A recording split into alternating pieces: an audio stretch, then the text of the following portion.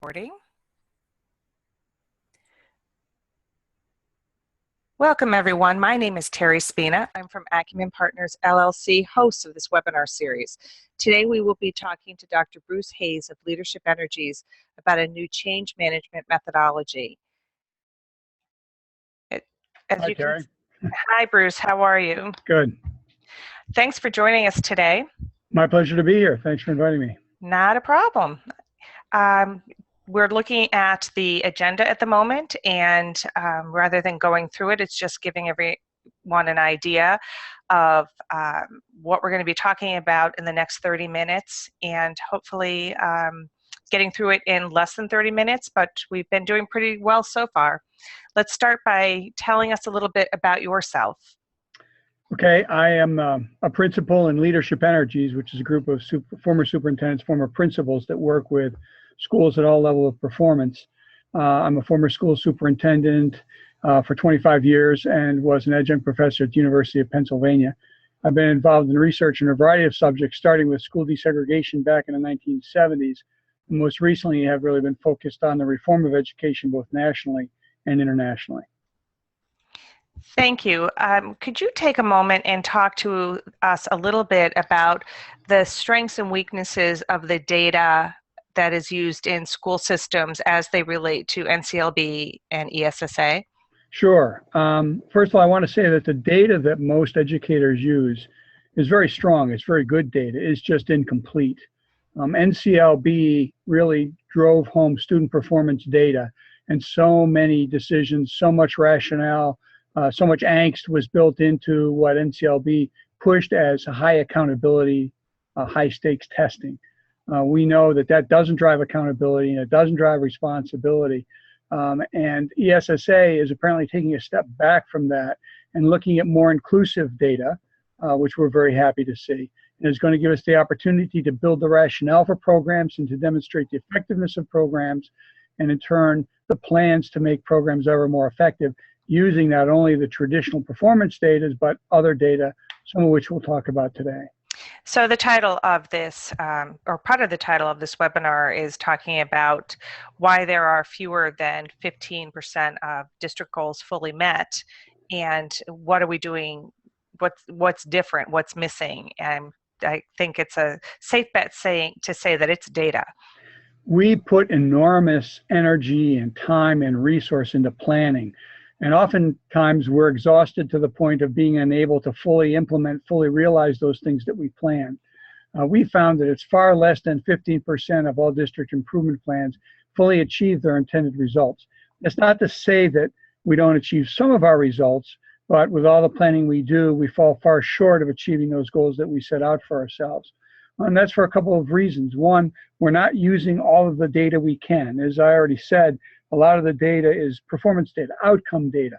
It tells us very little bit about process. It tells us very little about the inner working relationships and what drives higher results. So this critical gap, we have attempted to fill in our research over the last 10 years in trying to measure both the effectiveness and the efficiency of those processes that get us to our goals. Thank you. And the first bullet point here talks about data type. Can you expand on that for us, please? Sure. If you look at the last circle on the right, we talk about trailing or evaluative data. I think most people are familiar with the vocabulary about indicators that comes out of economics. There are trailing indicators, concurrent indicators, and leading indicators.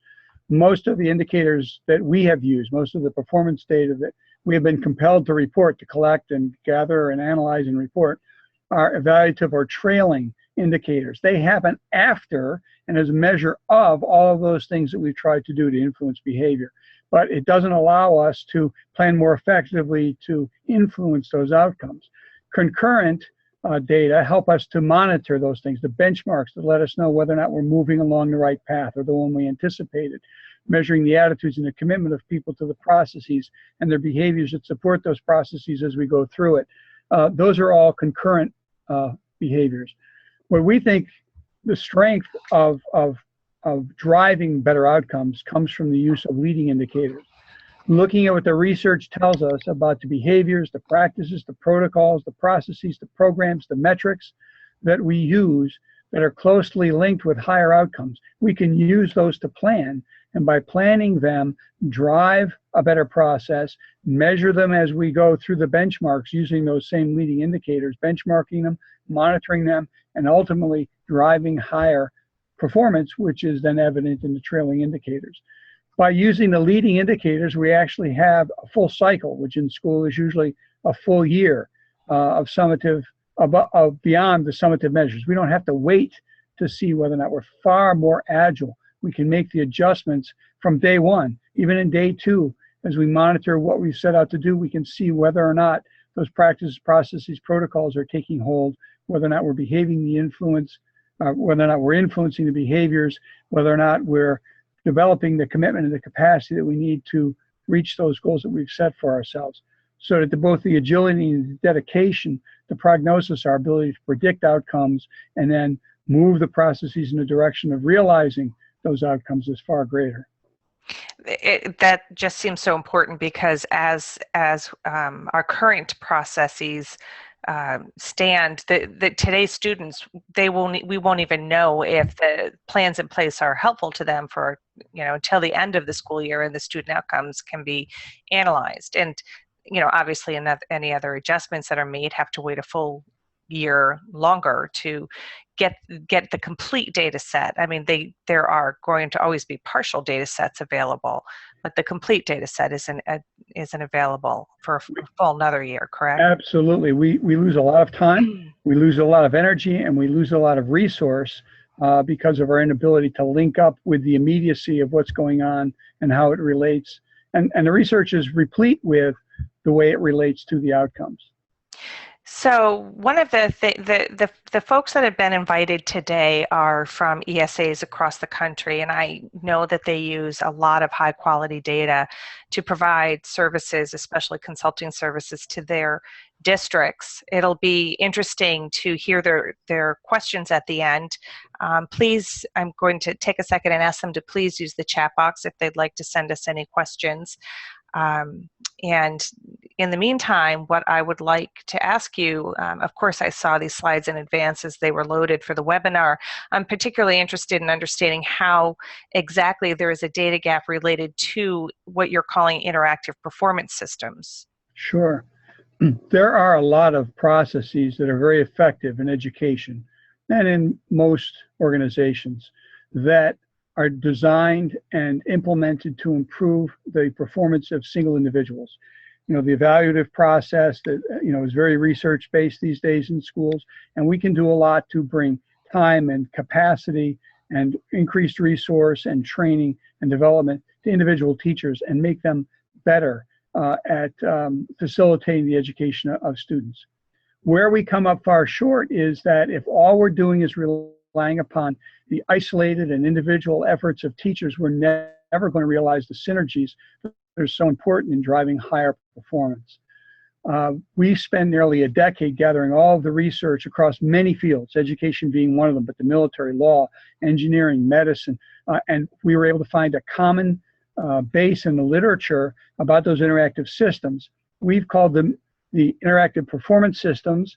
There are things like leadership and teamwork and customer focus and problem-solving decision-making, things like that, where it's the work of more than one person, where the work of people comes together beyond or outside of their individual role. That's an interactive performance system.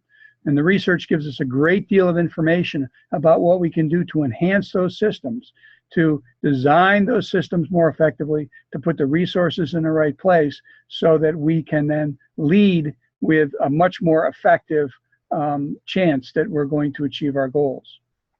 Well, thank you. And you mentioned other industries. I know that you and your co-founder, Dr. Phil Esbrandt, have done a lot of research into the most effective kinds of change management cycles. Can you expand on that for us a little bit? Sure. As I said, we looked at the military, we looked at the professions of law and medicine and business and education.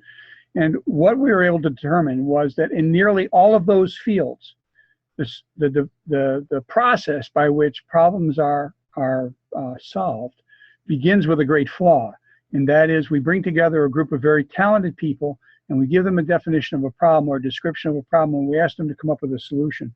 And what we found is that 99.9% of the time, these people, in order to work more effectively and more comfortably together, and to assure some modicum of success to their efforts, which is very important to them, will often redefine the problem in terms with which they are more familiar.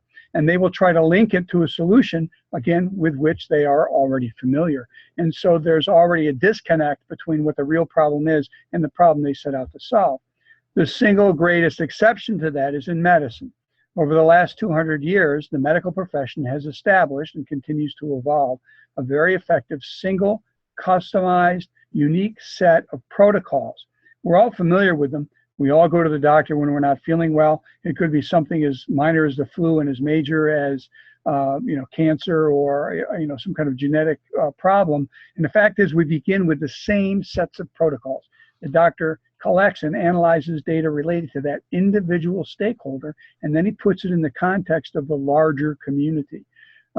Using that information, which they gather from us and any other test that they want to do, and not focusing on a single symptom. We have a great propensity in education to treat symptoms. And while it may ameliorate the system, it does not solve the underlying root cause of the problem. So the doctor looks at a combination of symptoms. He analyzes those systems. He looks for the vital signs and the congruence or the discongruence of the vital signs, and he comes up with a diagnosis. Now, an important thing about that diagnosis is it is individual, and it results in a series of choices. It's not do this. It is we can do the following things, because the doctor needs to make sure that the patient is ready to commit themselves to that cure. And so it might be a combination of pharmaceutical drugs, exercise, change of diet, physical therapy, any number of things. And the doctor will discuss with you, here's what happens if you do nothing. That's the beginning of the prognosis. Here's what happens if you do something or some of these things or some combination. We begin with those parts of the prescription which are likely to bring about some positive outcome so that we become even more committed to what we're doing. And before I go further, I'd like to say this isn't just our interpretation of the medical protocols. We have validated these protocols with Dr. Jerry Osheroff, who wrote the emergency protocols for the AMA, and he reviewed our protocols with us in the context of problem solving and agreed these are, in fact, based upon medical protocols. Now, an important part of the prescription is also the prognosis. Here's what we do if we do nothing. Here's what happens if you do everything. And take all your medicine. In education and in many organizations, the first time we run into a negative implication or a negative side effect as a result of the prescription, we tend to back away. If you remember, the doctor always says, take all your medicine. You might get lightheaded. You might get nauseated. You may not sleep at night. You may suffer all the discomfort. But believe me, take the medicine, you'll do better. We need to understand what the negative implications of the medicine are so that when we confront them, we don't back away from the solution. And then over the course of that solution, we monitor, we measure it, we adapt it. Doctor says, come back, see me in 2 weeks, let's go over it again. How are you feeling? Is the prognosis right? Isn't it? What else we can do? Can we add a prescription? Can we adapt the prescription? Can we change the dosage? All that is important in getting us well as quickly as possible. And then, of course, when we are cured, come back and see me in 6 months. Let's go through this whole thing again. Let's make sure you're okay and that we haven't created some other problem in the solution of the one before us. So that's how we've used clinical medicine in terms of clinical educational leadership. That's fascinating. So I just want to make sure I understand. You are proposing that the leading data, or the data gap, is this leading data that measures the stakeholders' experiences and the efficiencies and the effectiveness of the interactive performance systems. Is that all? Yes. It's taken in concert with the outcomes. We're not ignoring the student data, which is already present. We're not ignoring student performance, student behavior, student attendance, student discipline. All those things are very important. Teacher outcomes are very important. But what we want to look at are those areas where the research says that there are very specific indicators and very specific protocols, processes, and routines that if we put them in place and we commit to them and we're trained in them, and we know how to use them, it makes us more likely to achieve those goals that we set out to do. And so we gather that information at the very beginning, And we put that together with the performance data, and we say, where are the gaps? What kinds of routines are missing? What kinds of protocols are not followed? Where are there issues of commitment? Where are there issues of capacity? And how does that differ by stakeholder group? This is not evaluative data. And we're not asking parents to evaluate their principals or their teachers. It's not that. We're asking parents for input about their own experiences and how they process the protocols and the routines in order to solve their own problems as parents, and how is that congruent or not congruent with what teachers do, with what students do, with what principals and superintendents and school boards in the community do. It's those incongruities that develop the bumps that make it very difficult for us to get to our end result that we desire. So is it just parents that you're listening to as you collect that initial data? No, we invite schools and districts to identify up to 8 different stakeholder groups. We usually find that 8 is sufficient. It's the students, and it's the parents, and it's the teachers, and it's the principals. It's the teachers' aides and the clerical staff and the custodial staff of the school. They know a lot about what's going on. They see what's happening. They have experience with these protocols and routines, partnerships in the community, so that when we work within a district with multiple schools, the district may select one set of 8 stakeholders, and each school may select their own set of 8 stakeholders, but generally it tends to be a core of 6 or 7 of the same groups across it all. But obviously district partnership groups might be different than school partnership groups, for example. What about folks who are concerned that this kind of study will reflect poorly upon any individual? Yeah, I understand that. People are always looking to try to give their 2 cents about what they think of the performance of another person, and we strictly avoid that. All of the things to which people respond are research-based indicators of these routines, protocols, processes, and programs and metrics. They are not focused on any individual's performance. They're based on their own experience.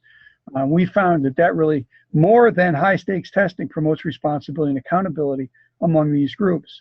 People begin to understand and realize better than they have before that their own ability to get their job done is largely dependent upon the quality of the work that's done around them. And so when they begin to see those interactions and those interrelationships, they begin to accept more responsibility for what they're doing because it's influential on others. And they're able to raise their own expectation for the performance of others around them because it knows it makes their own job easier. So in turn, that encourages teamwork and cooperation. It reduces the impact of hierarchy. It reduces a lot of fear that people have about these kinds of processes, and it promotes improvement. This is very impressive. I am curious about the next slide in particular. This is evidence that you have presented about your process and how using this data optimizes the interactive performance systems. Can you explain this a little bit more? 10%, a 10% increase per year in proficiency in ELA math is pretty impressive. Yeah, this set of data, this set of data comes from a 4-year case study that we did and was written up in a white paper that was published by AASA in August of 2012. It was looking at how a school undertook this process and engaged in the medical protocols, and we both diagnosed and prescribed and monitored their process through the VitalInsights. And what we did see was 10% increase in proficiency each year in both language, arts, and mathematics. And that's not in the first year, that's in each of the 4 years. As a result of that, in a school that was 95% minority and 97% economically disadvantaged, their growth rate was at the 74th percentile across all the state schools and at the 84th percentile among schools that served similar populations. Now, those are great outcomes, but beyond that, and the thing that promised to us that they were going to be able to continue those kinds of outcomes was that there was increased trust and satisfaction among all stakeholders. Kids reported that they had more ownership of their own progress. Kids were looking at data. Kids were gathering their own data about their own performance. There was improved teamwork reported by the teachers. There was improved trust among staff and parents with each other. The nature of the relationship, the nature of parent conferencing changed. The nature of the way that kids were grouped and chose to be grouped, and parents chose to group them and have them assigned, and the way that teachers assign groups and looped groups and all kinds of things changed significantly as a result of all this. There was a measurable increase in the numbers of innovative solutions that were developed and implemented and that succeeded. Teachers became much more confident in their use of all kinds of performance data.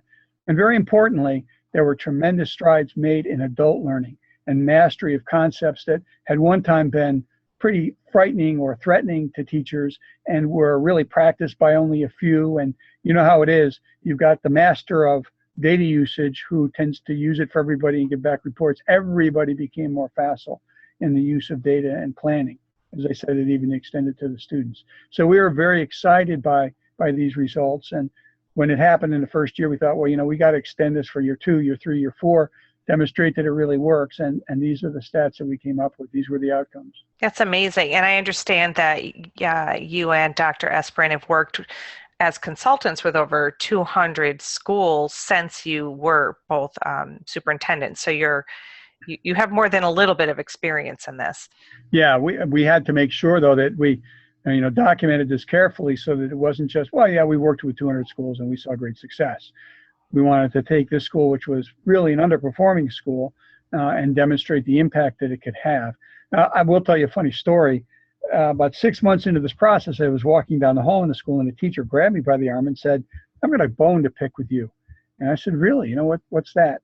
And she said, "I don't have time to gossip anymore."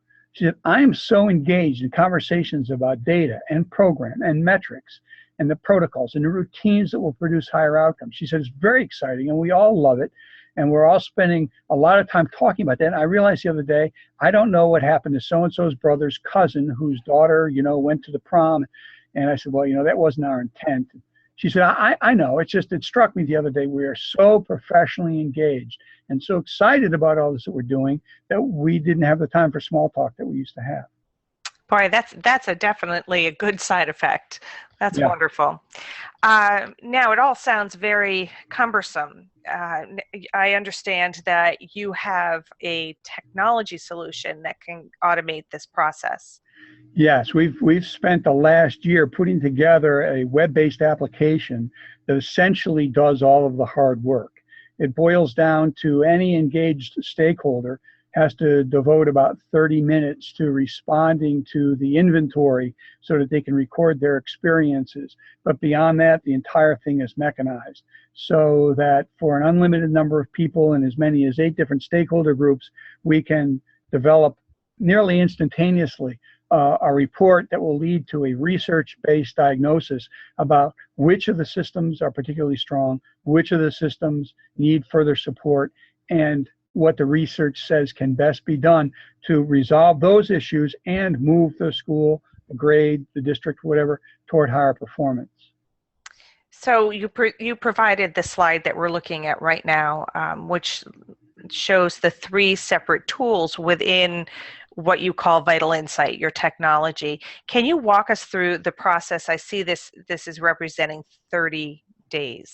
Yeah, I think people are surprised. They're used to taking much, much longer than that. But because it's been mechanized and automated, the data collection is really quite simple because the research-based analysis is done nearly instantaneously, provides a lot more time for the consideration of this data and then planning for improvement based upon really good results.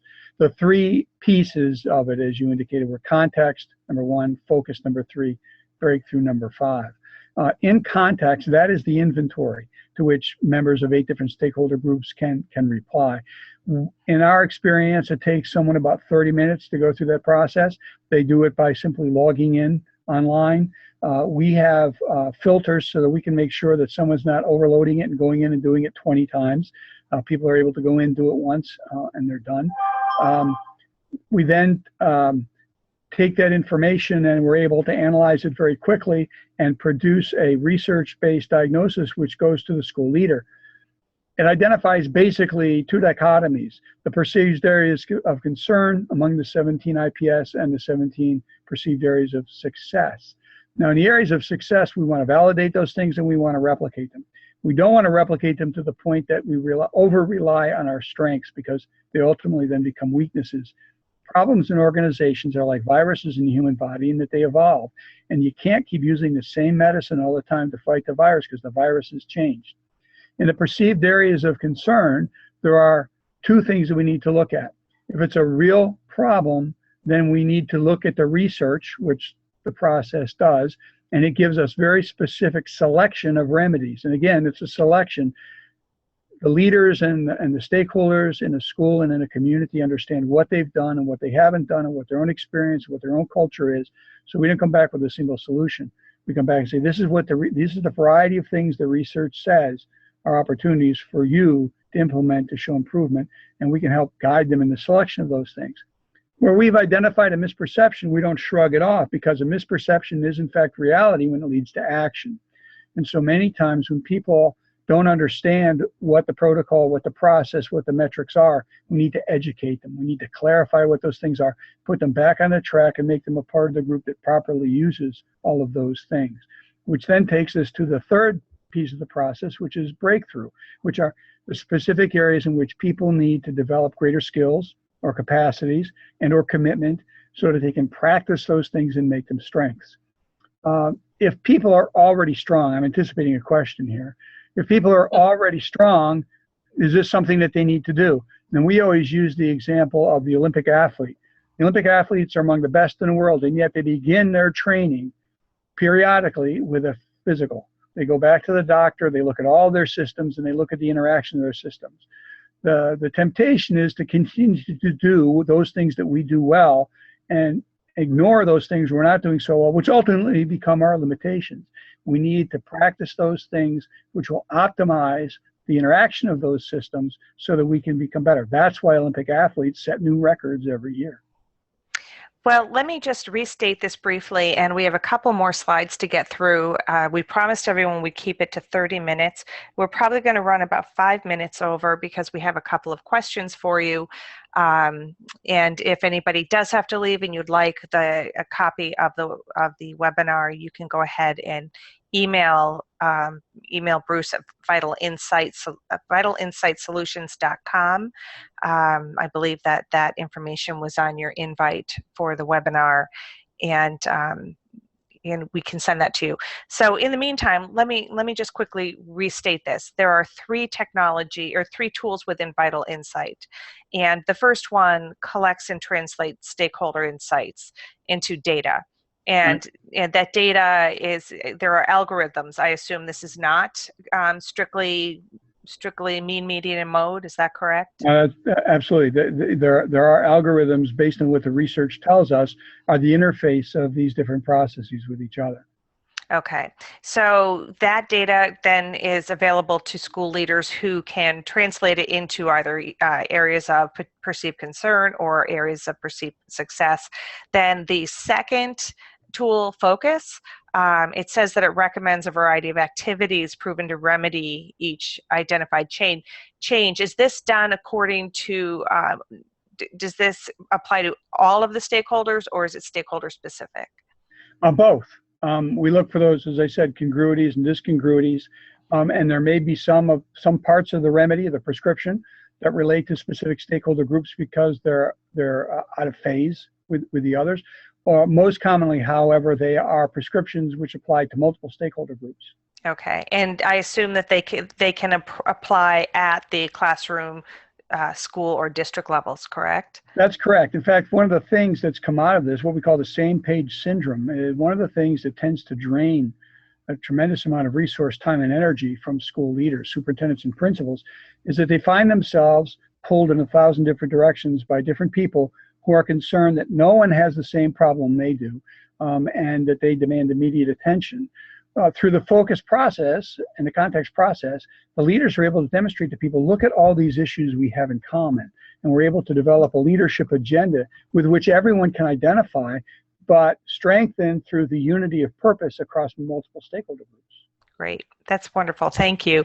And then finally, well, actually not finally, because this is a cycle, they can choose to implement the breakthrough training modules, and afterwards they can implement and monitor different programs and then go through the whole cycle again if necessary, starting back with context, correct? That's correct. Breakthrough supports the efforts of the leaders, and number 4, to select and implement the activities that meet the needs of their classroom, schools, and district.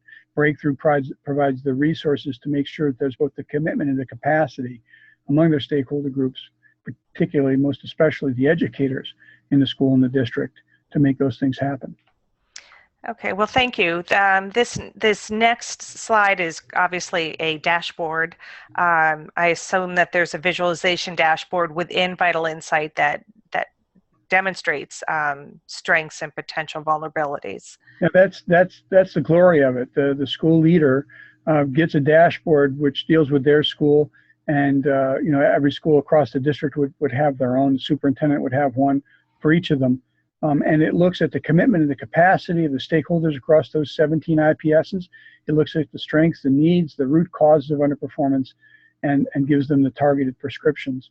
It's also the school leader who has access to this also has the ability to call it up on his phone. I would love, as a superintendent, to be able to walk into a school, call up on my phone, and say, how are we doing? What's the latest measure of the progress that's being made by these various stakeholder groups in these areas for improved outcomes? Whoops, sorry, I went too far there. Now, the folks that are visiting us today are from ESAs, and not to be confused with ESSA. And yeah, they're probably very interested in how this new data source that you are proposing aligns with ESSA. Sure, and there are several ways. I know that ESAs are dedicated to serving the needs and supporting the efforts of their member districts. And of course, this is something that they can do across several districts that would allow them to determine where there are common needs for training and resource support. It would allow them to customize and tailor their efforts to support individual schools and individual districts. And also, if they're looking under ESSA for the implementation of larger programs using federal money, there are very specific requirements to be able to document both the need and the progress being made in making these changes so that a full deployment of a new program can be made. These 4 tiers, tier 4 through tier 1, are set forth in the developing regulations at ESSA. And if ESAs want to develop programs using federal money in special ed or in regular ed or anyplace else to serve multiple clients or even an entire district, they're going to have to provide this kind of data. The glory, of course, of using leading indicators is that they're going to be able to get a head start. They don't have to wait a year to gather the data to prove that something is either needed or is working or has succeeded. So it's going to put them at the front of the line in terms of the use of federal funds. And I assume that having this data and knowing where there might be areas of underperformance and what the root causes of those areas may be, that they are able to remove barriers to success as they scale out their pilot programs across the district. That's exactly right. We're all looking for those higher outcomes, but we can't lose sight of the fact that the research is very clear about the kinds of practices and behaviors and protocols and routines that will drive those higher outcomes. And we should be using them more instead of just going from year end to year end to year end and trying to decide what it was that we did that really made a difference. Thank you. You've gone over quite a few of the things that are on this list here, but what we're trying to get at is how ESAs can use this new data and how they can benefit their districts by using this data. Sure. Bulk purchasing seems to be a pretty obvious benefit to each district. Sure, and I think in their efforts to serve their member schools and their member districts, this is going to give them insight into what is needed and where resources can be developed and deployed. They're going to make the greatest difference in the outcomes. As a superintendent, I often turn, in Pennsylvania, it was an intermediate unit, and we often turn to the intermediate unit to help supplement those kinds of efforts that we were making. The kinds of information the ESAs will get by working with districts through VitalInsights will allow them to do that very, very specifically. That's great. Now, I'm going to get to a couple of the questions that are being asked, but one of them is interesting. It concerns the ownership of the data. I assume that if a district pays for the use of VitalInsight and the data belongs to them, do ESAs have to ask for permission to access that data so that they can look for trends in their region? Yeah, what our experience has been when ESAs are involved, ESAs will serve as a sponsor for several districts simultaneously in a region or in an area that they serve, and they can become the sponsor. Each of the districts would benefit with all the data and all the reports, the diagnosis, the prescription, the prognosis that they would have got had they done it individually. But by working cooperatively with the ESA and agreeing that they're working cooperatively with the ESA can get the data that goes across the districts and look at them so that they can sit with the principals and superintendents and look at what the common needs might be. That reduces costs a great deal when it comes to training and resource and program development.